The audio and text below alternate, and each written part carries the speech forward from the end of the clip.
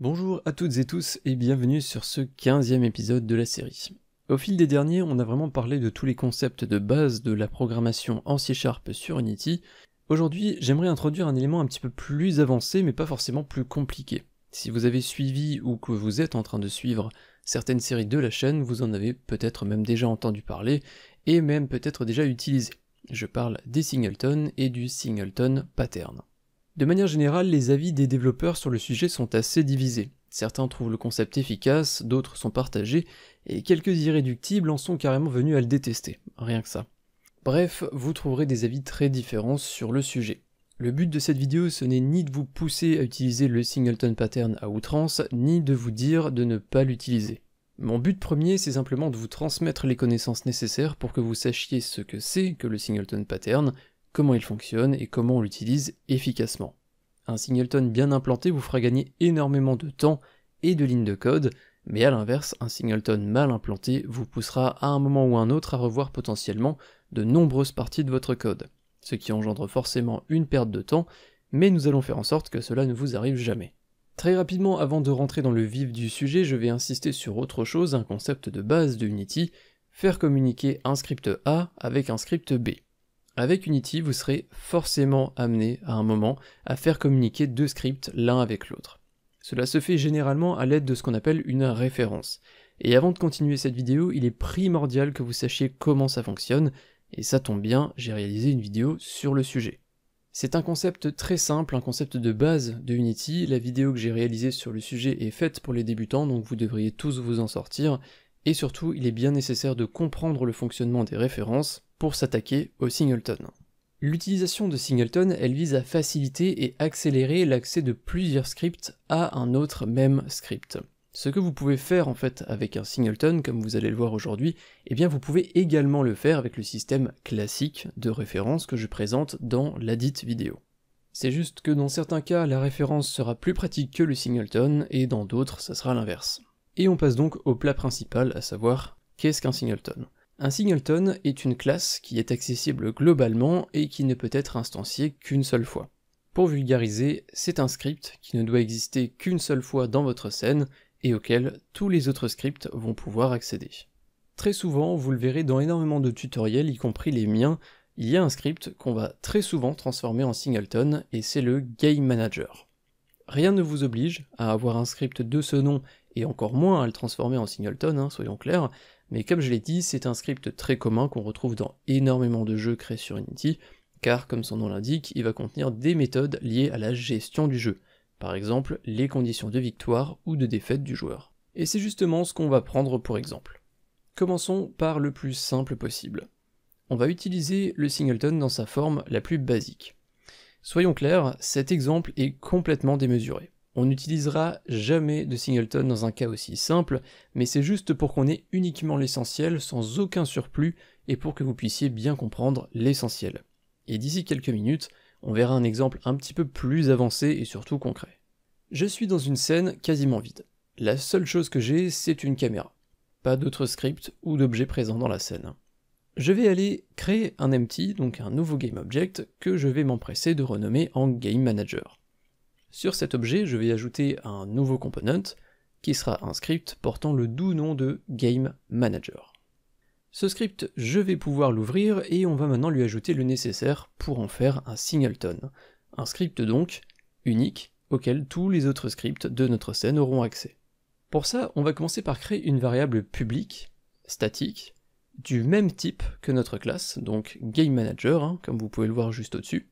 On veut exactement la même chose que la classe, et cette variable on va l'appeler instance. Le fait de marquer cette variable comme statique va la rendre unique et accessible via les autres scripts sans la présence d'un objet. C'est pas facile à expliquer et à imager, donc accrochez-vous encore quelques instants, vous allez vite comprendre. Maintenant qu'on a une variable du même type que notre classe actuelle, notre but, ça va être de faire en sorte que ce script qu'on a ici se stocke lui-même à l'intérieur de la variable. On aura alors accès, comme je l'ai dit, à cette variable depuis n'importe quelle autre classe, grâce au mot-clé statique, et on pourra donc accéder à ce script lui-même, ses variables et ses méthodes. On va donc utiliser la méthode awake qui, pour rappel, est la première méthode à se lire lors du lancement du jeu ou de la scène, avant même la fonction start. Techniquement, on a besoin de ne faire qu'une seule chose dans cette méthode, instance égale 10. Avec cette simple ligne, au lancement du jeu, ce script que vous avez à l'écran, qui est représenté donc par 10, ceci, va se stocker lui-même dans la variable nommée instance. Théoriquement, c'est suffisant. Nous avons un singleton et on peut l'utiliser. Mais parce que nous ne sommes pas des sauvages, on va généralement ajouter quand même une petite sécurité avant cette assignation. Comme je vous l'ai dit plusieurs fois, un singleton est censé être unique. Donc GameManager, ce script-là, ne doit être présent qu'une seule fois dans la scène. Et si, au grand malheur, ce script vient à être présent plusieurs fois, cela signifie que notre singleton est mal implanté. Nous devons alors limiter les dégâts, mais surtout être prévenus du problème pour le corriger. Vous retrouverez donc généralement une condition qui va vérifier si notre variable instance n'est pas nulle. Et si cette condition est vérifiée, à un moment ou à un autre, c'est qu'il y a un problème. On va alors faire en sorte d'être prévenu, généralement on va donc mettre un debug en warning ou même en erreur, parce que c'est quand même une erreur assez conséquente, et directement après on va return, pour éviter d'écraser l'instance qu'on a déjà. C'est une manière de limiter les dégâts, même si techniquement lorsqu'on arrive à ce moment-là du code, eh bien le mal est déjà fait. Voilà donc notre singleton de près. On va maintenant être en mesure d'accéder à toutes les variables et méthodes publiques se trouvant dans ce même script, et ça depuis n'importe quel autre. Pour vérifier ça, on va ajouter une méthode publique dans ce script, qu'on va appeler par exemple initGame pour initialisation du jeu, et à l'intérieur on va juste mettre un debug qui va nous indiquer que le jeu vient de démarrer. Il est très important de marquer cette méthode comme publique pour pouvoir l'appeler en dehors de cette classe, singleton ou pas, ça ne change pas. Je vais maintenant retourner sur Unity. Je vais aller créer un autre empty, que je vais renommer en player par exemple, et je vais lui ajouter un script du même nom. Ce premier exemple étant vraiment simple, je vous avoue que je manque un peu d'idées et d'originalité en termes de nom, mais ça fera l'affaire. Je peux maintenant ouvrir ce script player et mon but ça va être simplement d'appeler la méthode initGame qu'on vient de créer dans le Game Manager. Et pour faire ça depuis ce script, ça va être extrêmement simple et rapide en fait. Tout ce que j'ai à faire, c'est d'utiliser la ligne suivante. GameManager.instance.initGame. Et c'est tout. Pas de récupération à faire du côté du Game Manager ou l'utilisation de invoke ou quoi que ce soit d'autre.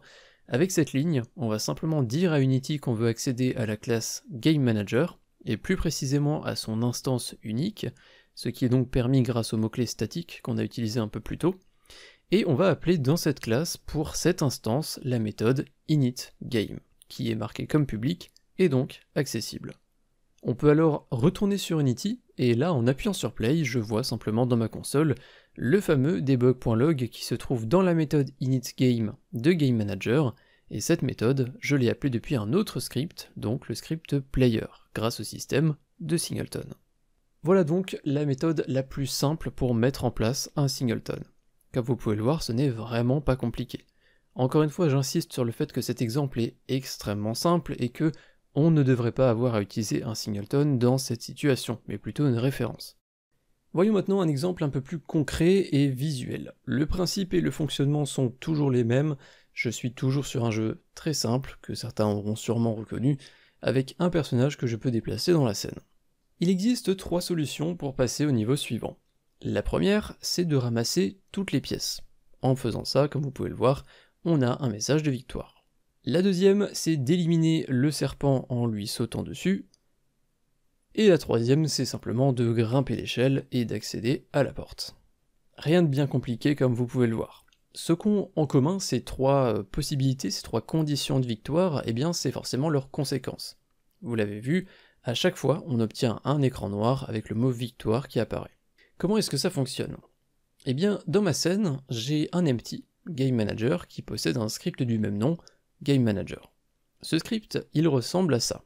On y retrouve 2 éléments principaux.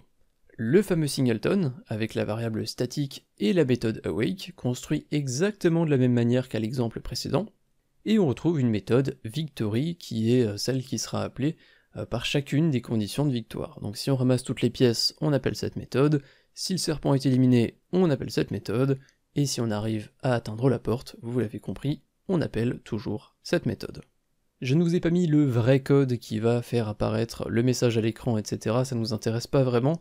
Nous, ce qu'on veut voir, c'est vraiment purement la logique. c'est pour ça qu'il y a juste un commentaire dans cette méthode. Il va maintenant simplement falloir qu'on appelle cette méthode victory depuis les différentes conditions de victoire. Ce qui encore une fois va être extrêmement simple parce que ça se fait en une seule ligne et la ligne sera exactement la même à appeler à chaque fois. Donc dans chacun des autres scripts qui sont présents dans la scène, celui qui va gérer la porte, celui qui va gérer le nombre de pièces et le dernier qui va gérer l'élimination du serpent, il y a une ligne commune et c'est donc GameManager.instance.victory. Chaque script a son propre fonctionnement et fonctionne indépendamment les uns des autres, mais ils ont chacun leurs propres conditions de victoire et si cette condition est vérifiée, eh bien ça sera toujours la même ligne qui sera appelée. Et cette ligne, c'est celle qui va faire apparaître le message de victoire. Cet exemple est probablement un petit peu plus parlant que le précédent parce qu'on est dans une situation réelle avec plusieurs autres scripts, c'est un petit peu plus visuel, mais le fonctionnement de base est exactement le même que l'exemple simple précédent. Voilà tout pour cette vidéo sur les singletons, je pense avoir à peu près tout dit, je suis pas trop rentré dans les détails techniques, j'ai vraiment essayé de vous expliquer surtout le pattern, le singleton pattern, pour que vous puissiez bien comprendre comment ça fonctionne et comment on les utilise. J'ai de nombreux confrères anglophones qui ont fait des vidéos également sur le sujet et qui ont tous un petit peu leur propre avis sur la question de l'utilisation du singleton pattern, et je pense que tous les avis sont bons à prendre à partir du moment où ils sont objectifs. N'hésitez donc pas à aller faire un tour sur leurs différentes vidéos, et puis de mon côté je remercie les tipeurs comme à chaque fois, Kevin, Detart, David, Spock2018 et Spyprog. Merci de m'avoir suivi et à très bientôt. Salut.